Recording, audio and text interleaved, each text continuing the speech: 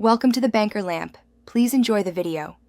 You'll begin by verifying your phone supports the carrier's 5G bands and that it's unlocked.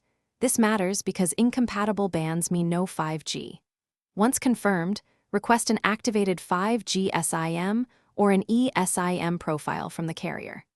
Insert the physical SIM in the correctly oriented tray or install the eSIM profile, then restart the device.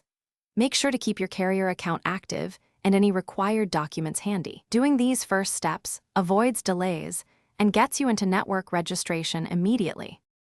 Next, configure the carrier profile and network settings so the SIM can access 5G. Open cellular settings to install the carrier profile or edit APN values. Incorrect APN blocks data. Then choose network mode, 5G/4G auto, and when offered, select standalone if your carrier supports it because standalone delivers lower latency. Perform any OS and carrier updates now. Modem firmware matters for band compatibility. Once done, wait for the device to register. Finally, verify connectivity by checking for the 5G icon and running a speed test in the area you expect coverage. This confirms band access and performance.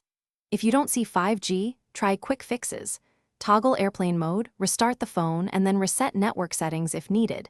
These steps refresh registration and APN usage. Make sure to document the problem. Capture screenshots, note your IMEI and SIM number, and contact your carrier. They can push profile updates or provision bands remotely.